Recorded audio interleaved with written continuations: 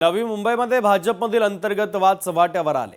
कार्यकर्त्यांना तिकीट नाकारल्याने आमदार मंदा म्हात्रे नाराज झाल्या। जिल्हाध्यक्ष राजेश पाटील यांनी मला 13 फॉर्म दिले, मात्र त्या फॉर्मवर सही दिली नाही असा आरोप मंदा म्हात्रेंनी केला। उद्या सकाळी येऊन सही करतो असं भाजप जिल्हाध्यक्षांनी सांगितलं, मात्र त्यांचा काही प्रतिसाद मिळत नसल्याचं म्हणत आमदार मंदा म्हात्रे यांनी नाराजी व्यक्त केलेली आहे।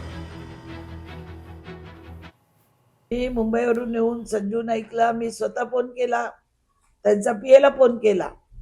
त्यांचा पीएन सांगितलं संजू नाईकजी पुढच्या गाडीत आहेत।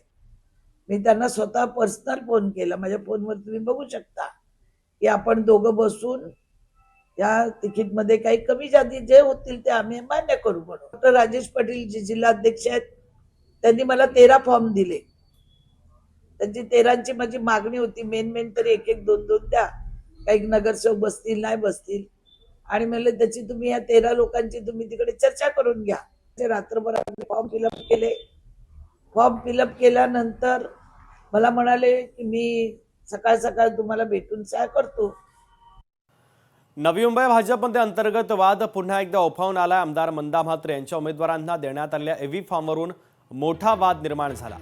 तर काल आमदार मंदा म्हात्रे यांनी त्यांच्या उमेदवारांना तब्बल 13 एव्ही फॉर्म वितरित केले, मात्र या एव्ही फॉर्मवर भाजप जिल्हाध्यक्षांची सही नसल्याचं समोर आलं।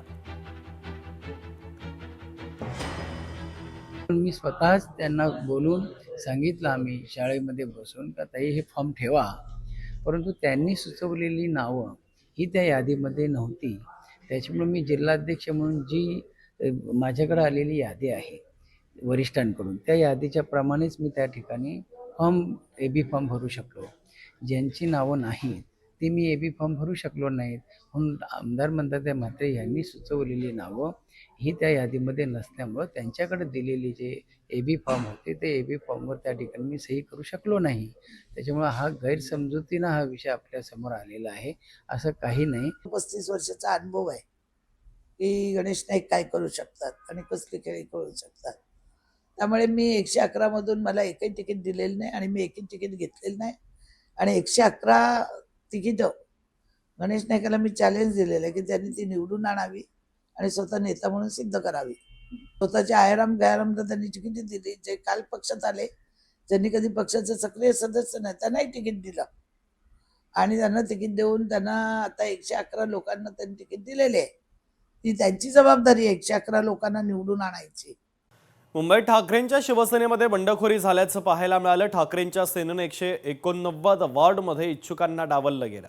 इच्छुकांना डावलून इतरांना उमेदवारी दिल्यानं बंडखोरी पाहायला मिळाली। तर उमेदवारी न मिळाल्यानं कमलाकर नाईक नाराज झाले आणि त्यांनी अपक्ष उमेदवारी अर्ज दाखल केला।